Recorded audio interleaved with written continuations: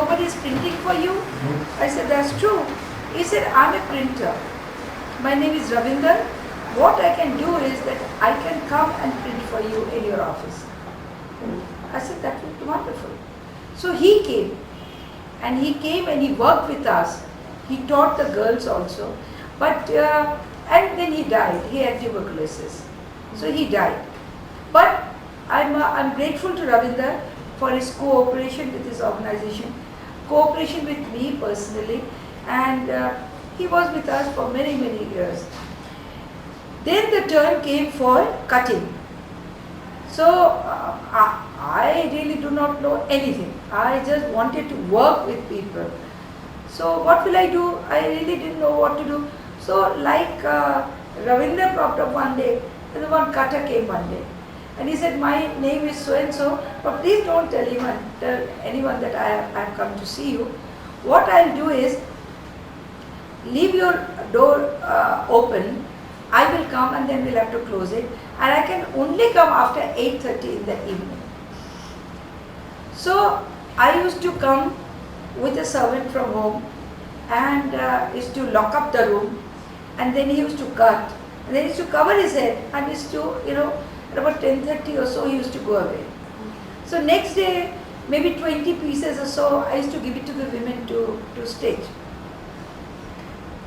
So I said, this I cannot learn. I am not made for this. So, but slowly another woman came forward and he said, I have learned a bit and I will be able to do it for you. So she started doing. The daytime the woman used to do that, at night the master used to come. So,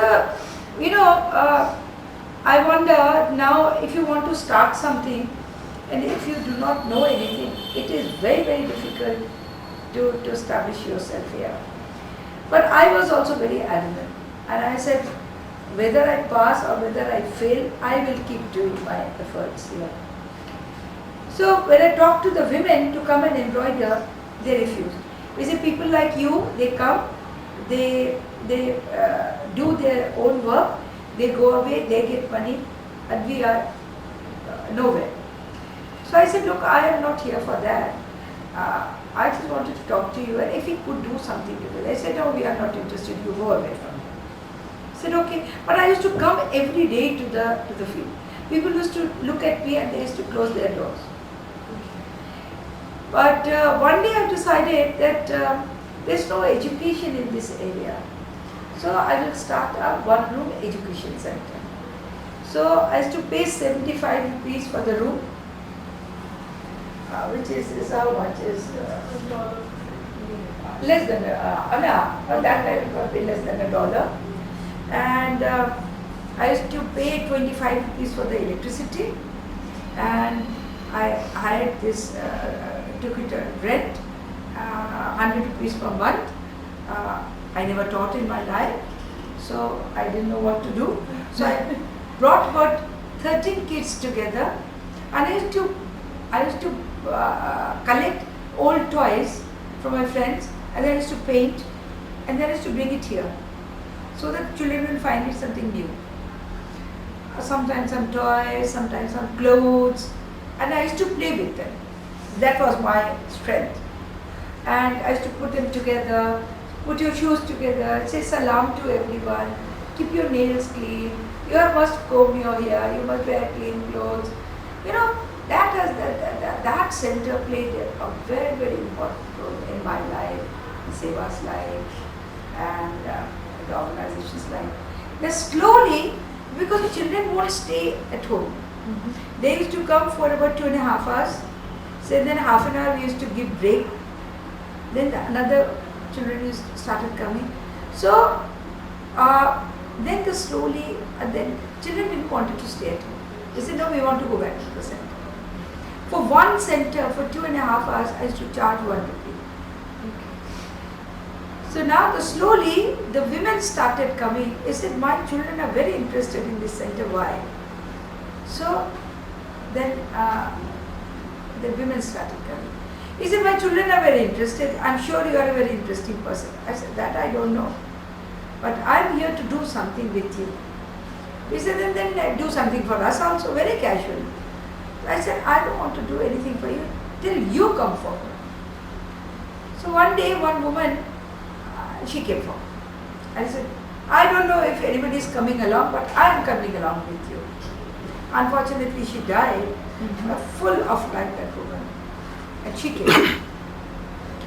She came, so then slowly one, two women started coming. I've started charging them 5 rupees. They said, you want to be associated with this organization, you have to pay a membership of 5 rupees. So there was a lot of bargain. They said, we will not give you 5 rupees, we'll give you 2 rupees. I said, no. So we decided on 3 rupees.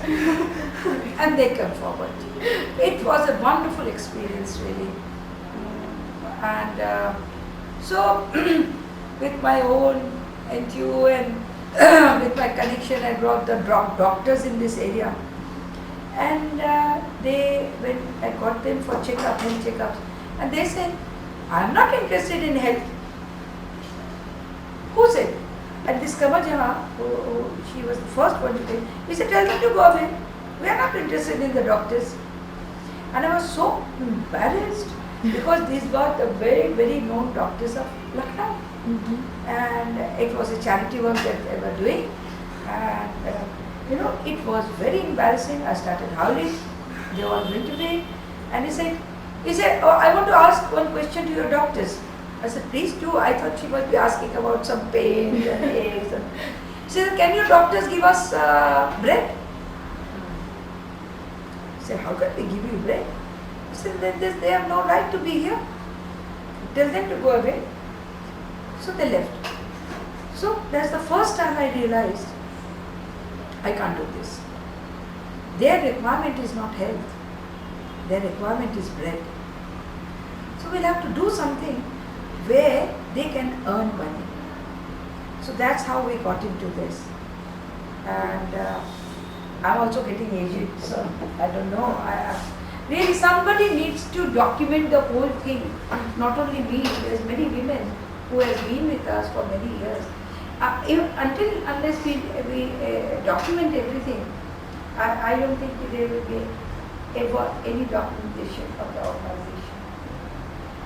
And so I think the person who is very good in writing, who has the capacity, who has a special skill, they should do it. And then there was no looking back at all. So we used to buy very cheap saris for 35 rupees, and there were borders, both sides borders. I used to cut it up. Only the in-between part I used to take, I used to make kurtas out of it. And there was such beautiful embroidery on this. So when I took it to the Cottage Emporium in Delhi, which is the highest point of our selling craft from India in Delhi, they bought it within 10 minutes. Nobody bought it for the Emporium, they bought it for themselves. And so then I realized that we have the capacity to sell our product. So then we went to invest some more money, me and my friend, and then we had an exhibition. Somebody was having an exhibition in Dastakar. They were having an exhibition, we participated. We sold worth of 40,000. Then I also realized it means we can have an independent exhibition. I won't name it because she is a very famous person. So when I asked her, I want to have an exhibition in Delhi, her answer was, do you think it's a village? Lucknow is a village. Do you think you are going to have an exhibition in a village? So, forget about it. You can't do it in an exhibition. So I just thought that, never mind. I will sell it.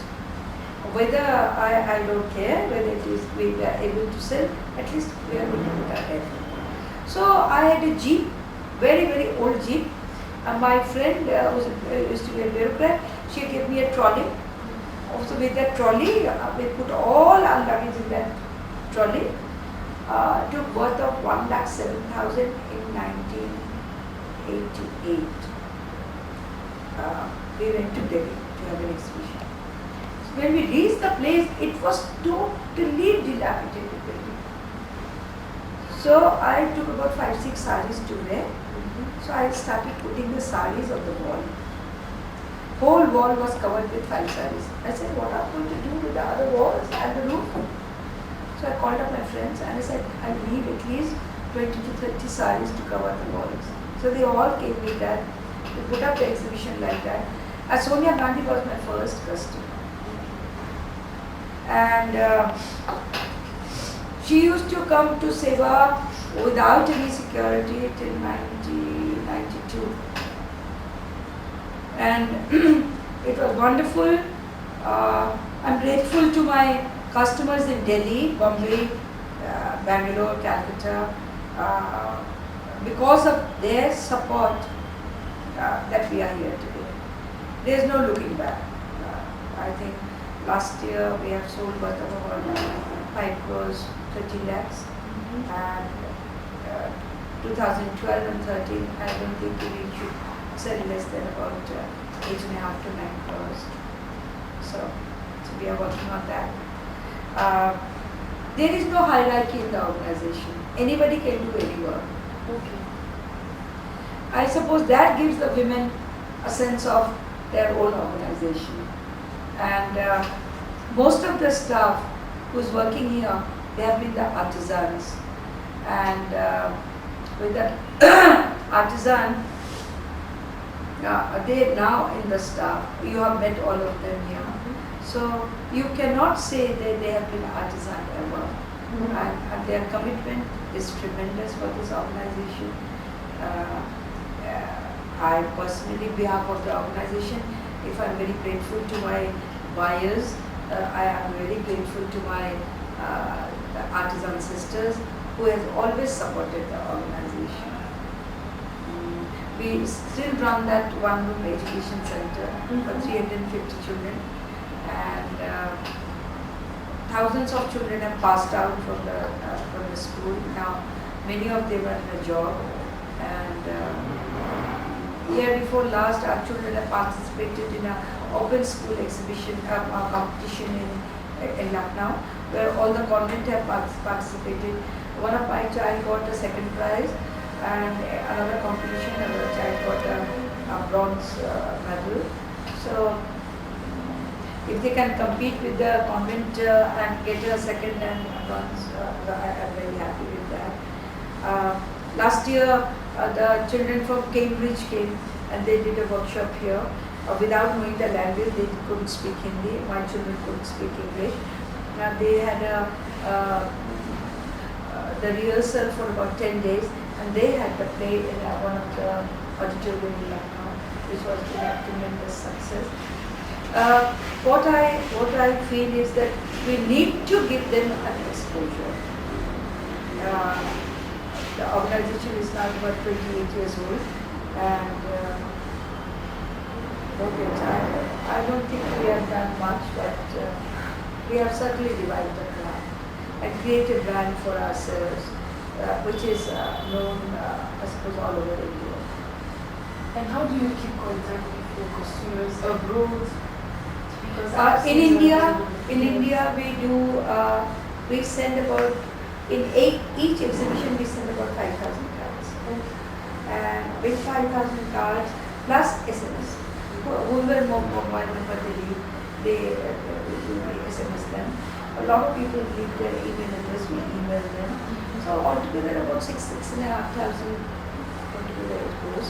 And the major newspapers of India, whichever city we go, like we are going to Bombay, so 3 major papers are going to be having advertisements. So people look at them and they also come. And we do an exhibition in Bombay in 2 places, one in town and one in suburb.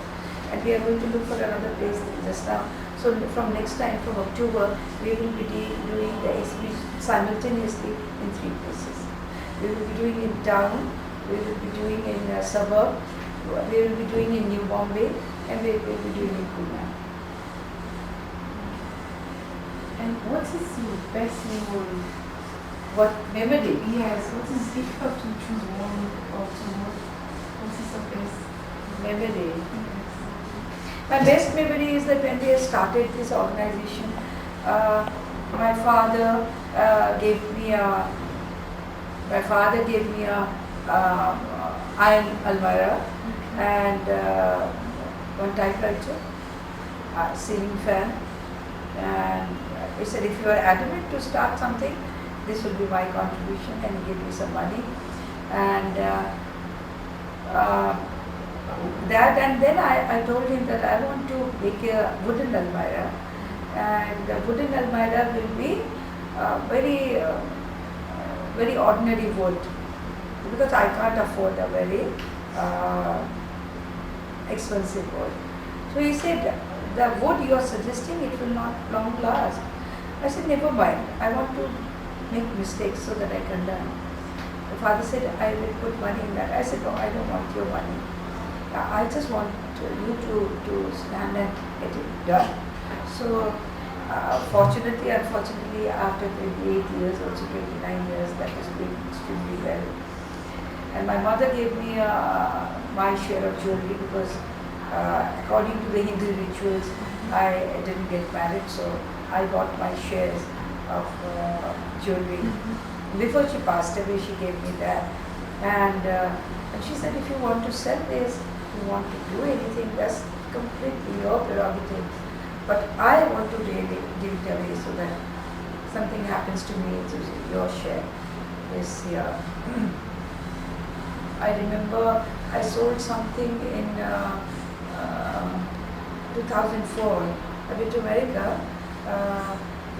Rajiv Sethi was organizing an exhibition. So I asked Seva Ahmedabad, which is the biggest Seva in India, and I said, they have been funded by the World Bank. I said, can you support one ticket? She said, no, we can't.